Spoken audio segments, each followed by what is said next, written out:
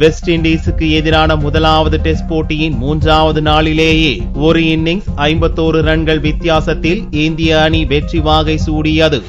Kolkata Eden garden மைதானத்தில் India west Indies அணிகள் மோதிய முதலாவது கிரிக்கெட் டெஸ்ட் நடந்தது. வெஸ்ட் இண்டீஸ் முதலாவது இன்னிங்ஸில் 234 ரன்கள் அடிக்க இந்திய அணி 453 ரன் குவித்து 219 ரன்கள் முன்னிலை பெற்றது.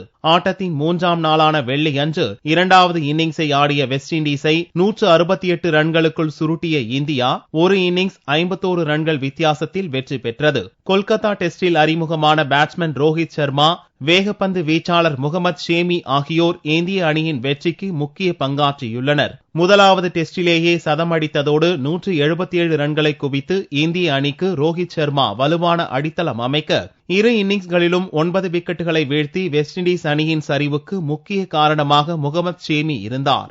ஆட்டநாயகன் விருது பெற்ற ரோஹித் சர்மாவின் பயிற்சியாளர் தினேஷ் லேட் கூறுகையில், முதல் டெஸ்டிலேயே சதமடிப்பேன் என்று ரோஹித் தன்னிடம் வாக்குறுதி அளித்திருந்ததாகவும் அந்த வாக்குறுதியை அவர் நிறைவேற்றி இருப்பதாகவும் பெருமிதத்துடன் கூறினார். डेफिनेटली मुझे तो बहुत ही खुशी हो रही है, क्योंकि जब उसने 209 रन की पारी खेली थी उस वक्त मेरी रात में उससे बात हो गई थी. तो मैंने उसे कहा था कि यार तुमने तो मेरा आज नाम बहुत ही बड़ा किया, आज मुझे बहुत बड़ा कर दिया. मैं एक तुमसे कोशिश करूँ, मैं तुमसे एक चाहूंगा कि अगर 23 मैच अगर तुम्हें चांस मिलता है तो मुझे 100 रन की पारी खेल के बताना. तो उसने प्रॉमिस किया था उस वक्त कि सर मैं डेफिनेटली अगर मैं डेब्यू करूंगा तो 100 रन की पारी खेलूंगा ही खेलूंगा. आज उसने मेरा प्रॉमिस फुलफिल करे. तो आज मैं बहुत ही खुश. நட்சத்திர வீரர் சச்சின் டெண்டுல்கரின் 199வது டெஸ்டில் இந்தியா வாகை சூடியிருப்பது இன்னொரு சிறப்பம்சம். டெண்டுல்கர் 10 ரன்களில் ஆட்டமிழந்த போதும் முதல் இன்னிங்ஸில் ஒரு விக்கெட்டை எடுத்தார் என்பது குறிப்பிடத்தக்கது.